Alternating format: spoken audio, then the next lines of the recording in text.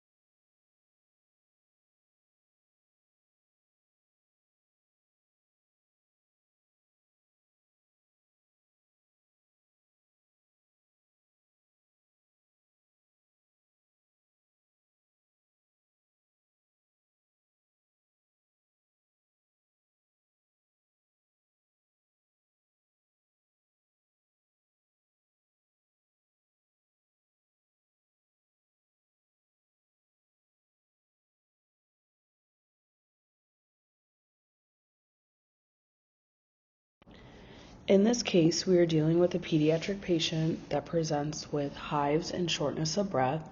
The symptoms he's experiencing are itching, shortness of breath, and hives. HPI, DS is a well-nourished and active 7-year-old male that presents to the clinic after being seen in the ER after getting hives and shortness of breath after he ingested a chocolate chip cookie at his school. He was previously diagnosed with a peanut allergy after he experienced a rash around his mouth with frequent episodes of pruritus. He denies weight loss and fatigue. These symptoms are common indicators of an allergic reaction. Early recognition of these symptoms is critical in managing the patient's condition, as untreated allergic reactions can rapidly progress. DS past medical history: eczema, currently mostly over hands, diagnosed as an infant; mild intermittent asthma, managed with a rescue inhaler as needed, diagnosed at age 5, and recurrent respiratory infections as a toddler; birth history: full term, uncomplicated delivery, normal growth and developmental milestones. In a pediatric patient that presents with symptoms such as hives, shortness of breath, and itching, these conditions may be part of the broader allergic triad, and managing these often requires addressing the others due to their interconnected nature. For DS surgical history, there was no surgical history available. Family history: no family history available. For genetic factors, asthma does tend to run in families, meaning that a child with one or both parents with asthma or other allergic conditions such as allergic rhinitis, eczema, or food allergies is at an increased risk of developing asthma. Almost 50% of people affected by asthma will have genetic susceptibility. Specific cytokines release for inflammation, immunity, toll-like receptors, major histocompatibility complexes, receptors, cysteine, leukotriene, metabolic pathway, airway hyperresponsiveness, lung function, and other genes. The ORM DL3 gene is strongly associated with early onset asthma. The ADAM33 gene is expressed strongly in bronchial smooth muscle cells and lung fibroblasts and is involved in airway hyperresponsiveness and decreased lung function. And filaggrin is a gene involved in the maintenance of skin barriers, and mutations are typically involved in atopic dermatitis and vulgaris. Having mutations in this gene usually increases the risk of skin conditions, but also increases the risk of asthma and hay fever on top of those. DS medications and allergies: currently takes an antihistamine, cetrizine, also known as Zyrtec, as needed for mild allergic symptoms or itching. For allergies, he has a peanut allergy with a severe reaction including anaphylactic. In milk, he also has a history of significant allergic reactions. Avoidance is strictly maintained. For cultural and spiritual background, he has 2 primary caregivers: his mother, who's 32 years old, she works part-time, and his father, who's 34 years old, he works full-time. He lives in a 2-parent household. He has one younger sibling. The home is stable with no recent changes or stressors. DS is currently in 2nd grade, has no issues with school or social interactions. He is active in sports and extracurricular activities, and no religious affiliation was available. Some history and review of system questions I would ask. For respiratory, how often does your child cough? What are the characteristics of the cough? Can you hear wheezing without a stethoscope? Does your child get tired easily compared to other children? Has your child complained about chest tightness or difficulty breathing? And does your child wake up in the middle of the night due to coughing, wheezing, or shortness of breath? Questions about triggers that can be asked. Have you noticed if asthma symptoms worsen with exposure to certain allergens? Does his asthma worsen with exposure to smoke, strong odors, or cold air? And do his symptoms increase when the weather changes? Additional history and review of system questions that can be asked. For medication use, how often does your child use their rescue inhaler? And do you find the medication to actually be effective? For GI system, does your child have heartburn or been diagnosed with GERD? Recent illnesses, has your child had any respiratory infections, cold, or sinus issues that seem to make their asthma worse?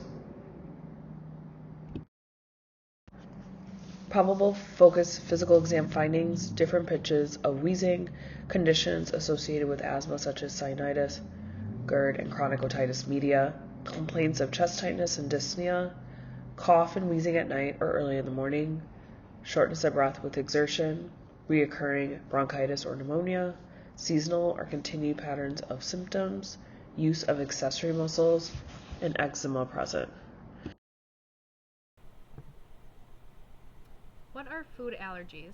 The American College of Allergy, Asthma, and Immunology defines food allergies as an allergy that occurs when the body's natural defenses overreact to the exposure of a particular substance, treating it as an invader, and then sending out chemical signals to defend against it. The epidemiology and prevalence of food allergies.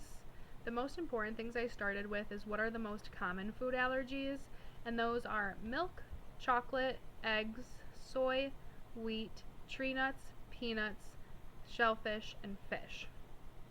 The incidence of food allergies in children is estimated to be between 2 and 10% and has been increasing in recent years. Most children, about 75%, outgrow these food allergies, but most individuals with peanut allergies, about 80% of allergies, will remain sensitive through their adulthood with the potential for severe anaphylactic reactions. The Food and Drug Administration released this picture this year that depicts the 9 major food allergies that I listed in the last year. And just a reminder, those 9 major food allergies are milk, eggs, fish, shellfish, tree nuts, peanuts, wheat, soybeans or soy, and sesame. Etiology. What are the causes of food allergies? Why do they occur? They occur when eating, touching, or inhaling of a food occurs. These are the passage routes that food or proteins from foods take to get inside the body. The immune system will make an antibody against the allergen called IgE. Once the IgE is formed, anytime a person touches the allergen, it triggers this immune response, and then the allergen ends up binding to the IgE antibodies, causing an abundance of chemicals that don't need to be released in the body, and the body starts overreacting and fighting it. These chemicals then cause different symptoms depending on how the allergen was introduced to the body, and I'll get into that more in my pathophysiology slide. Risk factors for food allergies. I added in a fun little bonus fact that is by LEAP, the Learning Early About Peanut Allergy researchers, and they found that giving children foods with peanuts before their first birthday drastically reduced their risk for having peanut allergies by the time they were 5 years old. This is something important that if you are working in a primary care or pediatrician or family medicine office, to possibly share with your new patients and their newborn to help prevent a peanut allergy. Other risk factors include history of asthma, eczema, hives, or allergies of other foods or proteins or seasonal, the patient also being diagnosed with asthma themselves. It's more common to be allergic to food if you already have a food allergy. So if you're allergic to fruit, it's common to be allergic to another kind of food as well. Sometimes food allergies are more common in children, and then as people grow, they can outgrow their allergies and they have less sensitivities when they eat these foods. I found this picture from an article and felt like it gave a very good visual depiction of what risk factors for food allergies are. It goes over geography, age, ethnicity, asthma, other allergic conditions, and genetic history. That being said, asthma is a risk factor for the patient, and it's also a risk factor if a family member has a history of asthma too. The pathophysiology of a food allergen. The important thing to remember is it's not normally the first time that an allergy occurs, but the second time. And I'll go over why. This is because when the body first ingests, inhales, or touches a food, it starts to create IgE antibodies to react with a particular food, which triggers these histamines to be released. Once the histamines have been released, they start to wreak havoc all throughout the body systems, thinking that this food is harmful or an invader and that it is dangerous, when in reality other people eat this food and it is perfectly normal. These signals from the histamines and the IgE antibodies signal and activate T cells, which remember this food as bad and prepare to attack faster and stronger next time. So this way, when a person then has the food a second or third or fourth time, the reaction can continue to get worse each time the food is ingested. And the next slide I'll talk about the clinical manifestations and what symptoms are expected to be seen. These symptoms can wide in variety. Clinical manifestations of food allergies. As stated in my last slide, different severities and sensitivities can lead to different clinical manifestations. Food allergies are mostly started with the ingestion of a particular food, which commonly causes the first symptoms to be gastrointestinal in nature. However, symptoms can get much worse up to and including anaphylaxis. Common symptoms that are most likely to be seen and present include nausea, upset stomach, vomiting, abdominal pain, conjunctivitis, rhinitis, difficulty swallowing due to swelling in the throat, tingling or itching in the mouth, urticaria, angioedema, wheezing, and shortness of breath. A review of pertinent positive and negatives for food allergies. Because food allergies causes such a wide body reaction due to an immune response, it's hard to differentiate and depict specific pertinent negatives or positives, but I limited it down to some very specifics. So a positive would be eating, touching, or inhaling a food allergen, symptoms starting within a few minutes, seconds to 2 hours after eating a food, and then also very common symptoms are hives, wheezing, and swelling of the throat, tongue, lips, and face. Negatives would be no contact with food or proteins, and symptoms starting after 2 hours or longer. Those symptoms would be more likely one of our differential diagnoses instead of a food allergen. If symptoms occur longer or have been persistent, it's probably not a food allergen and will be one of these diagnoses. There is a very vastly different presentation of food allergies from mild upset to anaphylaxis, and that is why it's so important to have your differential diagnoses so that you're not focused on one problem.